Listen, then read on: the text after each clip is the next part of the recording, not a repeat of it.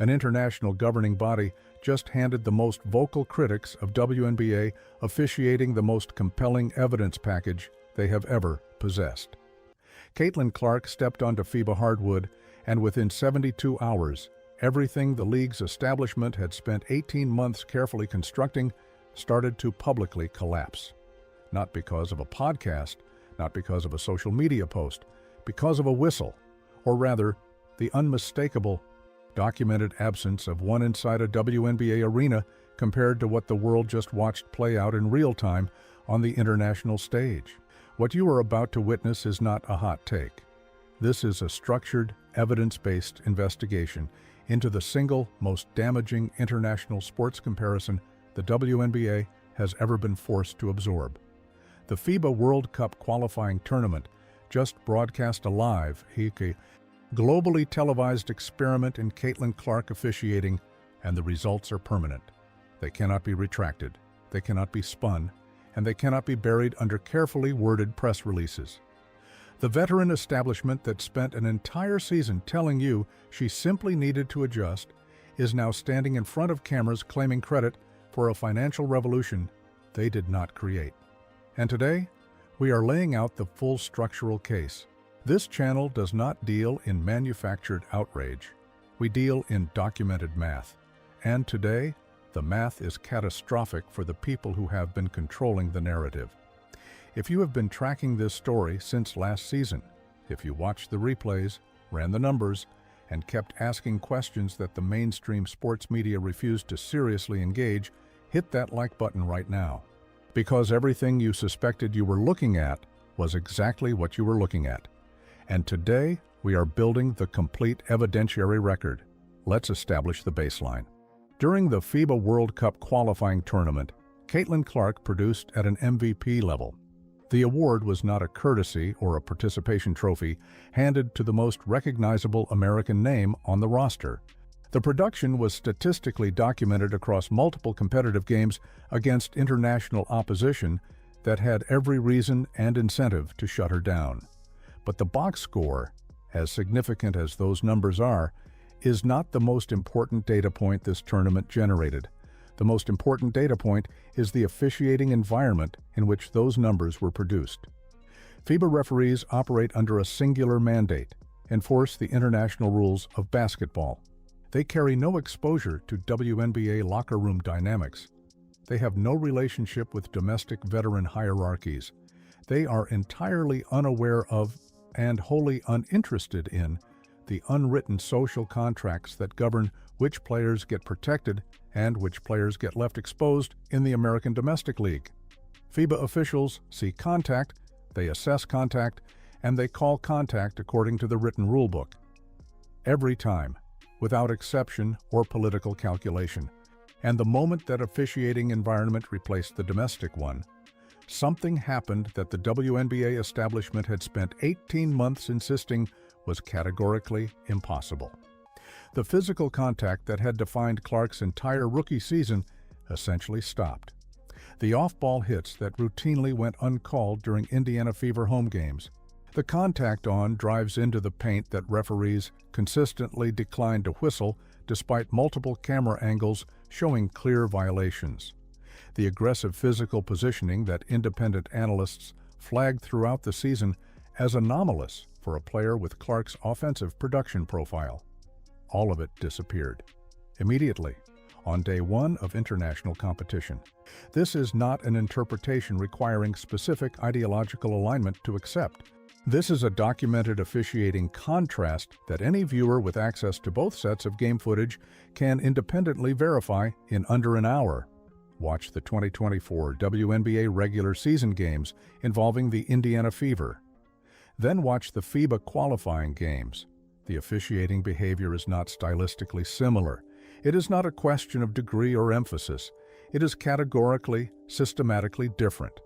And the only variable that changed between those two environments was the identity of the officials holding the whistles. The league's official position throughout Clark's rookie season was consistent, carefully maintained, and aggressively distributed through every available media channel. She was adjusting to the physicality of the professional game. Every young player endures this process. Veterans had paid their dues and earned their protection over years of service. And Clark would need to follow the same path.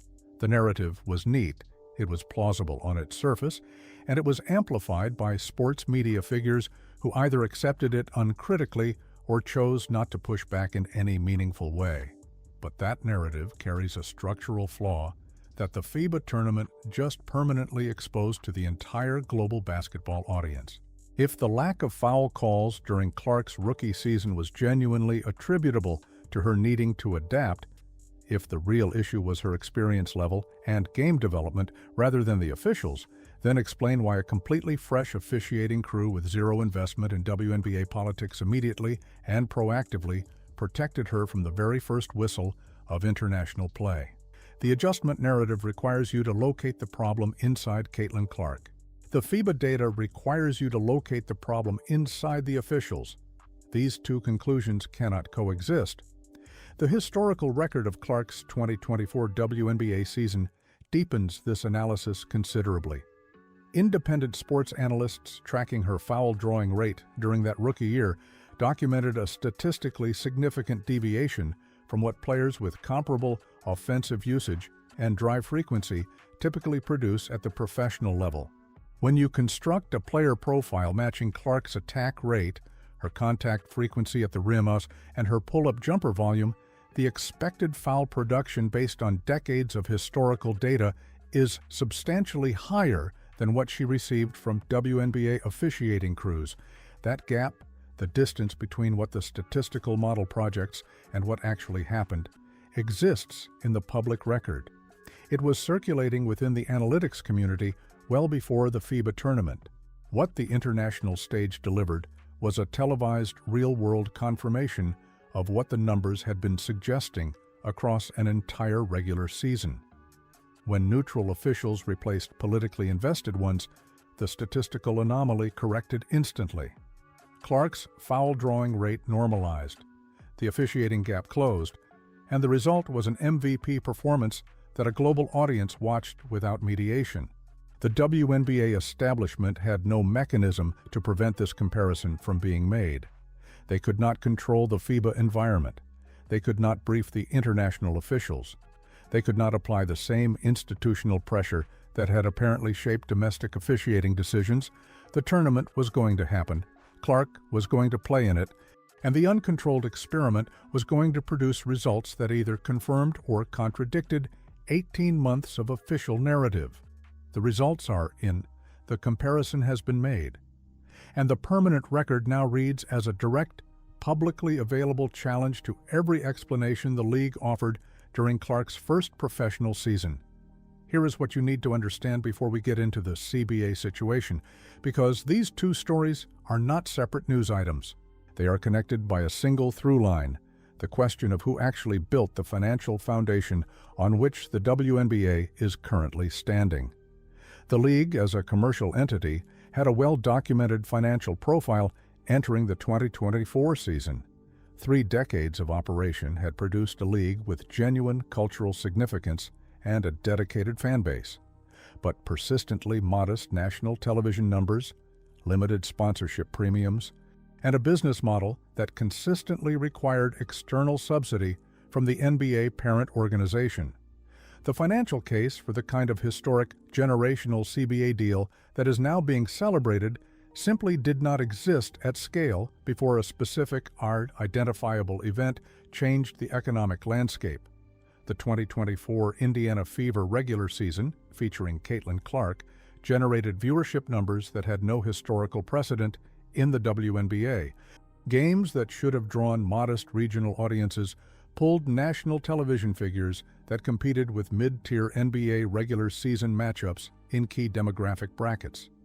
A single overflow channel broadcast of what amounted to a practice game drew over 330,000 viewers, a number that would be competitive in multiple professional sports contexts. Sponsors who had never prioritized WNBA partnership as a meaningful marketing channel began initiating conversations at a rate and scale that the league's commercial team had not previously encountered. The billionaire ownership group that had watched this league operate under financial pressure for 3 decades, suddenly had a credible data-backed argument for the first time in the league's history. That a specific identifiable commercial expansion had occurred, and that it was large enough and sustained enough to restructure the entire financial relationship between ownership and players. The new CBA was negotiated in the shadow of that data, and the veterans now standing in front of cameras claiming credit for securing it are about to have a very uncomfortable conversation with the publicly available viewership record. Drop a comment below with your completely honest take on this question. Do you believe the new WNBA CBA gets negotiated at this scale, these financial terms, this level of ownership concession, without Caitlin Clark's 2024 season? Not a rhetorical question. I want your actual unfiltered analysis down there, and I will personally be reading every response. Now, Breanna Stewart's media tour statements in the wake of the CBA agreement deserve a careful, specific examination, because they are not simply premature celebration. They are a window into the cognitive architecture of the veteran establishment, and they reveal something important about how the old guard is processing a financial reality that directly contradicts their institutional self-narrative. To be unambiguous, Stewart is one of the most decorated players in WNBA history. 2 championships, multiple All-Star appearances, international honors. Her basketball contributions to this league span more than a decade and are not in dispute anywhere in this analysis. Basketball legacy and business analysis, however, are not the same conversation. And Stewart stepped fully into the business conversation the moment she positioned the player-led union as the primary architect of a historic financial deal. Her statements framed the new CBA as the product of fierce, experienced collective bargaining, the result of players who understood their market value and negotiated accordingly. And in the narrow technical sense that the players' union did, in fact, sit across the table and negotiate, that framing is accurate enough to sound credible on camera. The problem is what it leaves out. The leverage position the players' union carried into those negotiations was not built on the standalone commercial value of veteran-led WNBA basketball. The off-season alternative leagues that veterans participated in, competition circuits operating without Clark's presence, drew viewership numbers that were, in multiple documented instances, negligible by any professional sports standard. These are not exaggerations or inflammatory characterizations. They are publicly reported audience figures for broadcast events that the veterans themselves promoted as evidence of the league's depth and commercial viability. The ownership group entering CBA negotiations had access to every piece of that data.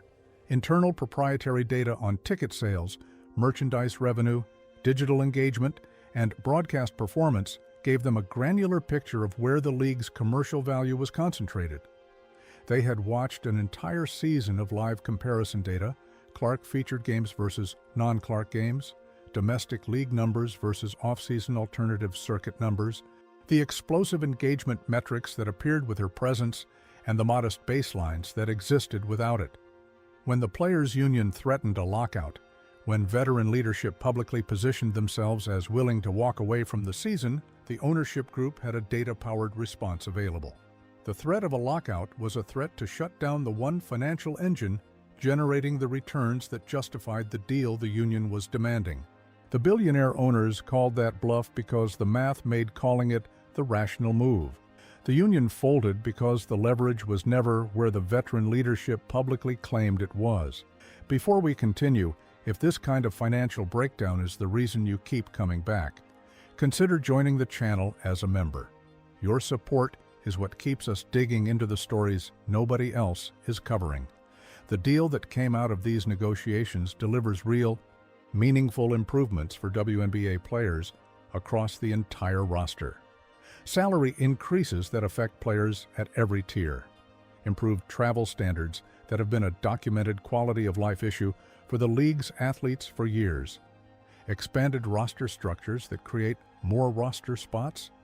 These are legitimate gains that will materially improve the lives of players at every level of the league. That is worth acknowledging honestly. But the source of the leverage that made those gains negotiable was not generated by veteran collective action.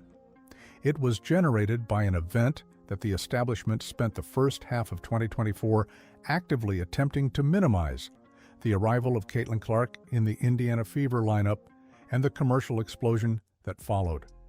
The veterans claiming credit for this deal are claiming credit for building a house on a foundation they did not pour. Share this video with someone who is still accepting the victory lap narrative at face value. These numbers matter, and most fans are not seeing them presented in a single structured framework. Here is where the officiating exposure story and the CBA credit story converge into the most important forward-facing question in women's basketball right now. And this is the layer that mainstream sports coverage has almost entirely avoided engaging with. Caitlin Clark returns to Indiana for the 2025 season, carrying a completely different accountability infrastructure around her than existed a year ago.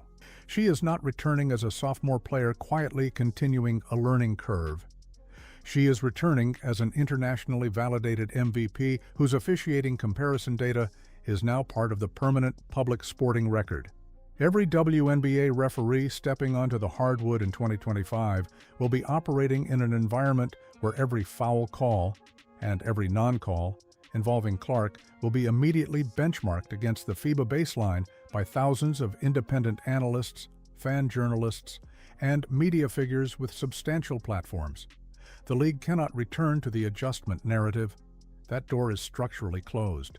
The international evidence has provided a reference point that cannot be argued away, and the analytics community that has grown specifically around WNBA coverage since 2024 has both the tools and the motivation to surface officiating anomalies in near real time. The expansion teams entering the league represent an additional structural shift in Clark's position within the league's power dynamics. New franchises in major markets need immediate commercial identity to justify their investment and build their fan base from scratch. The visibility that Clark generates is not merely valuable to Indiana Fever stakeholders, it is directly relevant to the financial futures of ownership groups that have not yet played their first competitive game. Those stakeholders represent a constituency of league investors with active, quantifiable interest in Clark's health, visibility, and the officiating environment around her. That constituency did not exist during her rookie year. The commissioner's office is also operating with a different set of constraints heading into 2025. The global audience that watched the FIBA comparison data get generated is not an abstract concept.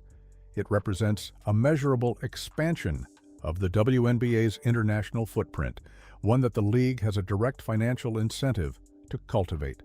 International media partners, broadcast rights conversations in emerging basketball markets, and the global sponsorship revenue that follows elite international visibility all flow through the same pipeline.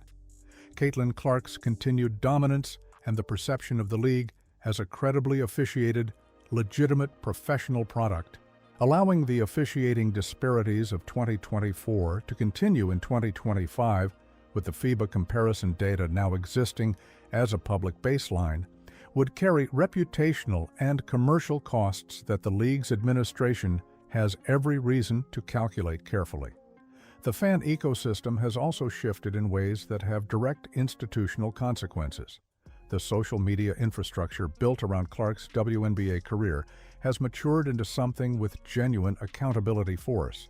Independent video analysts, dedicated statistics communities on Reddit and across social platforms, and fan journalists with growing audiences have collectively built the capacity to fact-check official claims and surface officiating patterns in a way that simply did not exist at scale before 2024.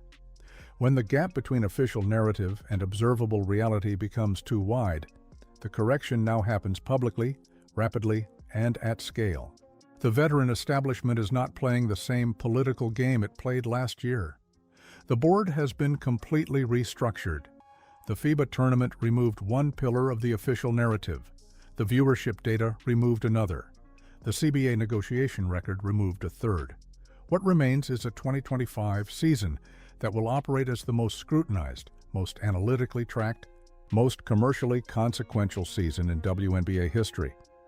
And at the center of it is a player who has now demonstrated in a globally broadcast environment what she is capable of when the competitive playing field is level. The institutional attempts to contain Clark's narrative across her entire rookie year rested on the public's inability to make a direct, side-by-side comparison. That ability now exists. The FIBA referees did not set out to expose a domestic officiating mandate. They simply called the game by the rules, the way FIBA referees always do. But the comparison their neutral officiating created will function as a permanent reference point for as long as Clark plays professional basketball. The 2025 season is not a continuation of 2024. It is a completely different accountability environment with different financial stakes, a different media landscape, and a global audience that just received a concrete demonstration of what this league's most commercially valuable player looks like when the politics are removed from the officiating equation. The establishment spent a year trying to contain that reality.